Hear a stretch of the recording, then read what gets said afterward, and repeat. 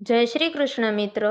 તો આજે આપણે જાણીશું કે નવરાત્રિના બીજા દિવસે માતા બ્રહ્મચારિણીનું તપસ્વી સ્વરૂપ કેવું છે અને તેમણે ભગવાન શિવને પતિ રૂપે મેળવવા માટે શું કર્યું. નવરાત્રિના બીજા દિવસે માતા બ્રહ્મચારિણીનું પૂજન કરવામાં આવે છે. માતા બ્રહ્મચારિણી એ નવદુર્ગાના દ્વિતીય સ્વરૂપ છે અને તેઓ બ્રહ્મચર્યનું અનુસરણ કરીને અધ્યાત્મની પ્રતીક રૂપે પૂજાય છે. માતા બ્રહ્મચારિણીનું સ્વરૂપ સાધનાના માર્ગ પર અડગ રહેવા, સંયમ અને આત્મસંકલ્પનું પ્રતીક છે. માતાની પૂજા બીજા દિવસે કરીને ભક્તો પોતાના જીવનમાં વિજ્ઞાન, જ્ઞાન, સંયમ અને ધાર્મિક ઉન્નતિના માર્ગ પર આગળ વધે છે. બ્રહ્મનો અર્થ છે તપસ્યા અને ચારિણીનો અર્થ છે આચરણ કરનાર. આથી માતા બ્રહ્મચારિણી તે સ્વરૂપ છે જે ગંભીર તપસ્યા અને બ્રહ્મચર્યના જીવનને અનુસરે છે.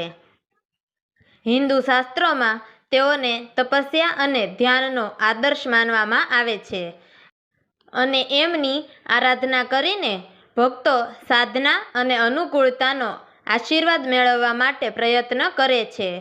પર્વતરાજ હિમાલય અને મેનાવતીના ઘરમાં જન્મેલા આ સ્વરૂપમાં માતા પાર્વતી કુમારી રૂપમાં બ્રહ્મચર્યનું પાલન કરતા હતા. તેઓ બાળપણથી જ ખૂબ સરળ, પ્રભાવશાળી અને તપસ્વી જીવન જીવવા માટે પ્રેરિત હતા. એમના જીવનનો મુખ્ય ઉદ્દેશ ભગવાન શિવને પતિ તરીકે પામવાનો હતો. માતા બ્રહ્મચારિણીની કથા મુજબ એક સમયે પર્વતરાજ હિમાલય અને તેમની પત્ની મેનાવતી ભગવાન શિવની કૃપા માટે કઠોર તપ કરવા લાગ્યા. એ સમય દરમિયાન માતા બ્રહ્મચારિણીએ હજારો વર્ષો સુધી કઠિન તપસ્યા કરી હતી. આ દરમિયાન તેમણે શિવજીને પતિ રૂપે મેળવવા માટે અખંડ બ્રહ્મચર્ય અને ઉગ્ર સાધનાનો સહારો લીધો. એમણે એક જગ્યા પર ઊભા રહીને ભોજન અને જળ વગર કઠોર જીવન વિતાવ્યું.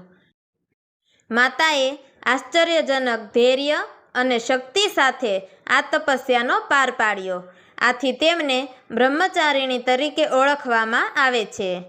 કહેવામાં આવે છે કે માતા બ્રહ્મચારિણી 1000 વર્ષ સુધી ફળ ફૂલ પર જીવ્યા અને પછી 3000 વર્ષ સુધી પથ્થર અને પાંદડાઓ ખાધા હતા. તેમનું આ તપ ભગવાન શિવને પ્રસન્ન કરવા માટે હતું. તેમની આકર્ષક તપસ્યા અને ભગવાન માટેની અનન્ય ભક્તિએ શિવજીને મંત્રમુગ્ધ કર્યા અને શિવજી પણ માતા બ્રહ્મચારિણીના તપથી પ્રસન્ન થયા અને તેઓ તેમને પતિ રૂપે પ્રાપ્ત થશે અને તેમની સાથે વિવાહ કરશે તે આશીર્વાદ આપ્યા. માતા બ્રહ્મચારિણીની કથા ભગવાન નારદના પરામર્શ સાથે પણ જોડાયેલી છે. એક દિવસ ભગવાન નારદ માતા બ્રહ્મચારિણીને મળવા આવ્યા અને એમને આ ભવિષ્યવાણી આપી કે તેઓની તપસ્યા તેમને શિવજીને પતિ રૂપે પ્રાપ્ત કરાવશે. આ ભવિષ્યવાણી એમના જીવન માટે એક મોટી પ્રેરણા બની અને એમણે એમના ધાર્મિક જીવન અને તપસ્યાને વધુ પ્રભાવિત બનાવ્યું. માતા બ્રહ્મચારિણીના તપસ્વી સ્વરૂપનો અર્થ છે આત્મનિયંત્રણ, સત્સંગ અને વૈરાગ્ય. તેમને ધર્મ અને સાધનાના પ્રતીક તરીકે માનવામાં આવે છે અને તેઓ શાંત અને સ્થિર મનના સ્વરૂપને દર્શાવે છે. તેમનું જીવન દરેક ભક્ત માટે એક આદર્શ છે જે જીવનમાં સાધના અને અનુસંધાન મેળવવા માટે પ્રયત્ન કરે છે. માતા બ્રહ્મચારિણીની પૂજાથી ભક્તોને જીવનમાં અખંડ ધૈર્ય અને અનુકૂળતા પ્રાપ્ત થાય છે.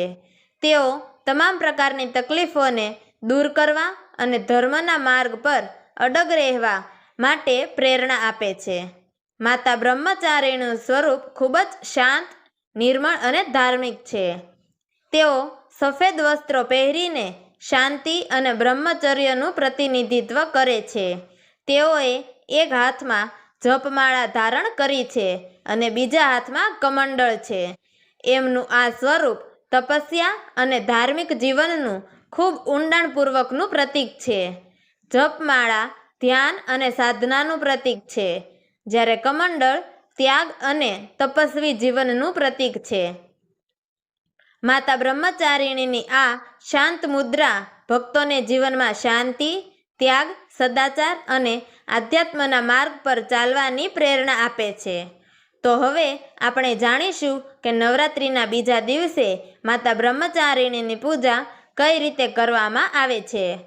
સૌથી પહેલાં ઘરના પૂજા સ્થળને સારી રીતે સાફ કરીને શુદ્ધ કરવું. ત્યારબાદ ભગવાન ગણેશની આરાધના કરીને પૂજાનો આરંભ કરવો. માતા બ્રહ્મચારિણીની પ્રતિમા અથવા ચિત્રને ગંગાજળથી શુદ્ધ કરીને પૂજા સ્થાન પર સ્થાપિત કરવી. માતાની આરતી કરતી વખતે ધૂપ કરવો અને દીવાઓ પ્રગટાવવા. તે સમયે મનમાં ધ્યાન કરીને માતાની પૂજા કરવી. પૂજામાં માતાને સફેદ ફૂલ અને મીઠાઈ અર્પણ કરવા.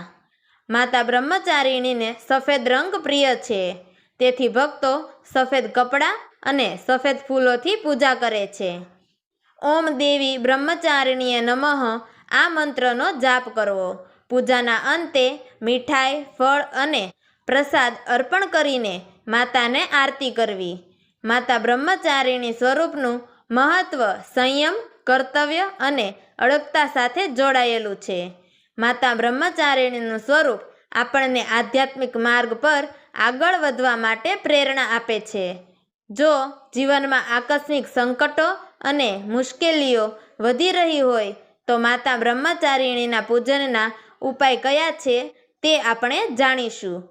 માતા બ્રહ્મચારિણીનું સ્વરૂપ સંયમનું પ્રતીક છે, એટલે જીવનમાં અડગ સંકલ્પ રાખવો અને કર્તવ્ય પાલન કરવું એ મહત્વપૂર્ણ છે. દૈનિક જીવનમાં માતાના મંત્રોનો જાપ કરવો અને તેમનો આશીર્વાદ મેળવવો. આ ઉપાસના જીવનમાં ધૈર્ય અને સંયમ લાવશે, તેમજ સંકટના સમયમાં પણ વિજ્ઞાન અને જ્ઞાનના માર્ગ પર અડગ રહેવાની શક્તિ પ્રદાન કરશે. સાધકો માટે માતાની પૂજા તપસ્યામાં આગળ વધવા અને આધ્યાત્મિક રીતે સક્ષમ થવા માટે શ્રેષ્ઠ માનવામાં આવે છે. તો આપણને પ્રશ્ન હશે કે માતા બ્રહ્મચારિણીની પૂજા નવરાત્રિના બીજા દિવસે જ કેમ કરવામાં આવે છે? તેનું કારણ એ છે કે આ દિવસ વિધિ, સંયમ અને તપસ્યાનું પ્રતીક છે. નવરાત્રિમાં તેમની આરાધનાથી ભક્તોને પોતાની જાતમાં ધૈર્ય, સહનશક્તિ અને આત્મવિશ્વાસ મેળવવા માટે મદદ મળે છે. તો મિત્રો, તમને અમારી આ વાર્તા પસંદ આવી હોય તો અમારી ચેનલને લાઈક કરજો, શેર કરજો અને નવી કહાનીઓ સાંભળવા માટે નીચે આપેલા બેલ બટનને ક્લિક કરી અમારી ચેનલને સબસ્ક્રાઈબ જરૂરથી કરજો. તો મિત્રો, અમારી આ વાર્તાને છેલ્લે સુધી સાંભળવા માટે તમારો ખૂબ ખૂબ ધન્યવાદ. જય શ્રી કૃષ્ણ. હર હર મહાદેવ.